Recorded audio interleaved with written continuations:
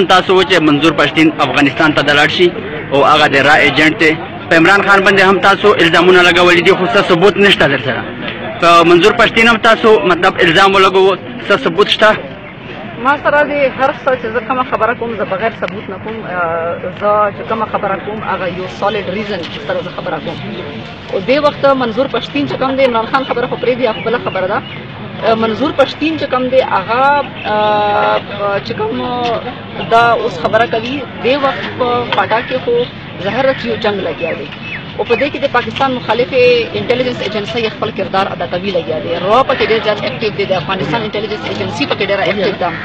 او هغه همیشه نه د ناراواله ده چې پاکستان او د فاټا او د پښتون علاقې او د افغانستان پښتون علاقې چې په یوځای شي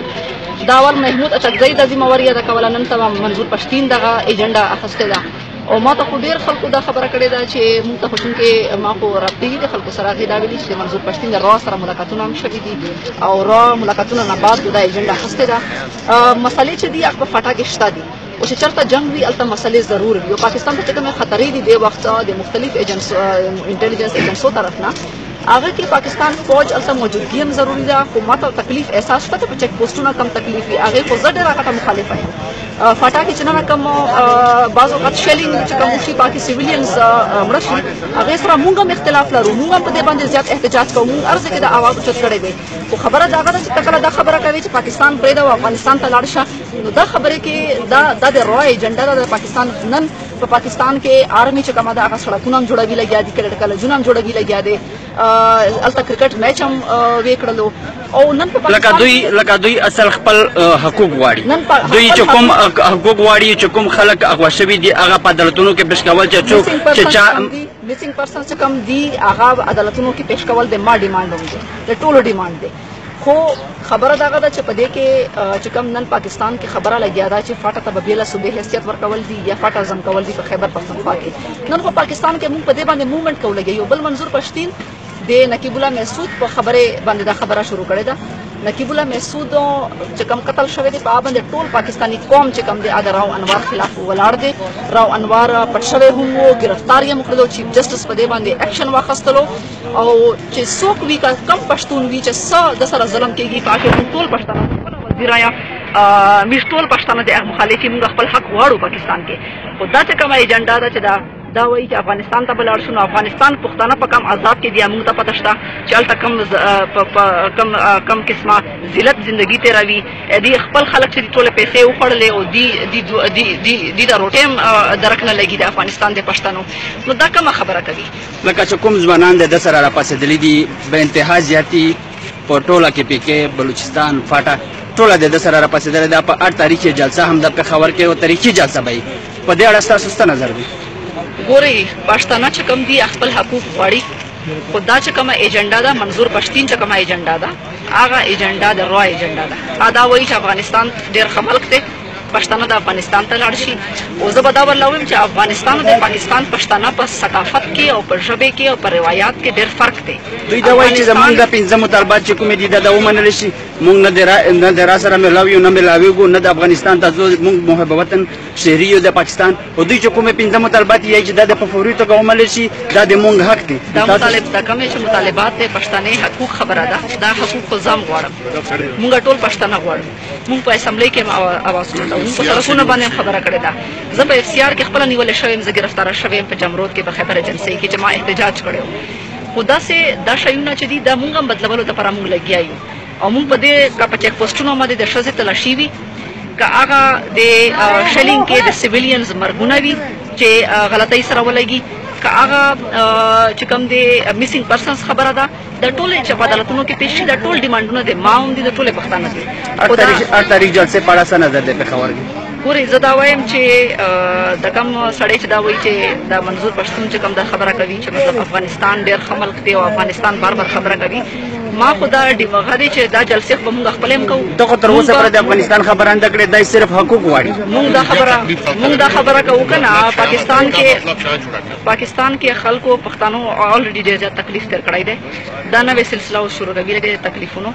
دا نوې یوه سلسله ده شروع کړله اوس په پاکستان کې کیډټ کالجونه هم جوړېږي لګیا دي پاکستان آرمي قبایلیانو دپاره کیډټ کالجز هم جوړ کړل کرکټ ټورنمنټ یې مطلب کړل سړکونه ولا جوړوي لګیا دي نو د مقصد دی چې مطلب دا بیا په در شي او دا مسئله اوس په چې نقیب الله محسود باندې چیف جسټس چې د اکشن اخیستی سخت ټول پاکستاني قوم ورسره ولاړ دی. نو دا د سړي ایجنډا څه ده؟ لکه مونږ خو دا وایو چې مونږ د حقوق غواړو خو په طریقې سره غواړو. دا چې کوم قسمه بغاوت جوړوي چې په پاکستان فوج خلاف بغاوت وکړه، پاکستان حکومت خلاف بغاوت وکړه، دا بغاوت چې کوم دی که نه دا مرګونو ته به دا خو نه د بغاوت اعلان کړی دی او دا صرف مطلب حقوق غواړي، پنځه مطالبات چې مونږ دا پنځه مطالبات ومنلی شي. نه دا ویلي دي چې پاکستان فوج ډېر ظلم کوي، پاکستان فوج خلاف مونږ اوچتېږو، لاسونه بچو ورسره. دا خبره دا فضول خبره ده کړې دي او دا خبره چې کومې دي د پاکستان د را ایجنټانو خبره ده کوي لګیا دي، د افغانستان د انټيليجنس ایجنسی خبره کوي لګیا دي او د مونږ قبایل چې مونږ خپل ساتو، مونږ قبایل حقوق ته پر مونږ خپل قافي یو، قبایل حقوق ته پر ځ خپلم جیل ته لیم یوزل بیا بم خبره کو په سړکونو باندې خدای دا چې خبره ده کوي چې لاسونه واچوي د فوج سره او ریاست سره لاسونه واچوي. دا خبره چې کوم دی دا بکواس دی. وایي چې 70,000 پښتانه مړه شوي دي تر اوسه پر بجنګ کې 32,000 اغوا دي، 1300 وخت چې کومې دي دا مطلب تللی دي نور ځایونو ته. تاسو مطلب څه نظر لرئ چې کوم دغه 70,000 خلک مړه شوي دي دغه حساب کتاب دوی غواړي مطلب وایي چې مطلب دا ولې مړه شوي دي بې ګناه وي؟ نو تاسو په دې اړه څه نظر؟ دا خو دا وایي چې مطلب موږ د دې حساب غواړو. خبره دغه ده که نه چې دا خو ځکه پرېږدي چې دا خو د چې کومه ایجنډا ده بله ده په دې دا چې کوم پاکستان ته اوس خطرات دي چې کوم جنګ لګیا دی، دهشتګردۍ خلاف جنګ د ټوله دنیا دهشتګردۍ خلاف جنګ په پاکستان په فاټا کې لګیا دی. دلته د جنگ کې داسې واقعات وشي، د جنگ کې په ټوله دنیا کې داسې واقعات وشي او هغې کې پاکستان فوجیان هم مړه شوي دي، پاکستان جرنیلان هم پکې مړه شوي دي، روزانه په قنوعي باندې اټیکونه کېږي، هلته فوجیان مړه شي. نو په دې کې سیویلینز هم مړه شوي دي، په فوجیان پکې مړېږي لګیا دي ځکه چې پاکستان دشمن ملکونه چې کوم دي هغه د پاکستان خلاف سرګرم دي. نو په دې حالات کې مونږ دا وایو چې پاکستان ریاست کې نن دا خبره لګیا ده چې پاکستان فاټا د ادیله صوبه جوړه شي یا د زم شي. نو نن خو یو حل طرف ته مونږ روان یو، مونږ خو یو تکلیف نه بهر ووتلو، د آی ډي پیز طرف نه تکلیف نه بهر ووتلو. دوی د پنجاب په رنګ حقوق غواړي چې کوم حقوق پنجاب ته ملاویږي داسې حقوق د پښتانه ته ملاوي شي. خبره زه کوم خو زه دا خبره نه کوم چې پاکستاني فوج سره به مونږ لاسونه واچوو. زه دا خبره دوی دا وایي چې مونږ لاسونه نه اچوو، موږ خپل حساب غواړو د قتل چې کوم حساب دی. ما د انټرویو اورېدلی دی، انټرویو کې دا ویلي چې خلک به لاسونه واچوي د پاکستان فوج سره او د ریاست سره. ما خپله دا اورېدلی د انټرویو. او بله خبره دغه ده چې مونږ خپل حقوق غواړو، پاکستان کې به فاټا یوه بېله صوبه وي، لبا فاټا چې کومه ده زم به شي په خیبر پښتونخوا کې، مونږ یو سټیټس سره. او بل افغانستان خلک چې دي که نه د مونږ نه ډېر بل قسمه دي، هغې ژبه بل قسمه ده. افغانستان خلک ډېر احسان فراموشه بې وفا خلک هم دي. زمونږ پښتانه چې کوم دي که نه زمونږ پښتانه د دې سره چلېدی هم نه شي. زمونږ پښتانه ډېر نرم مزاج خلک یا د پنجاب سره چلېدی شي، د خیبر پښتونخوا سره چلېدی شي. خو د افغانستان خو داسې سخت مزاجي خلک دي چې یعنی یو ځل چې یو ملګری ورته راغلی او قطر نه ملاودو ته نو افغانۍ چې دی قتل کړلو د پیسو په سر. داسې خلکو ته منظور پښتین دا خلکو ته وایي چې تاسو پاکستان نه بیل شئ او هلته لاړ شئ. افغانستان کې چې په پښتانۍ کې مصیبتونه او تکلیفونه او عذابونه دي هغه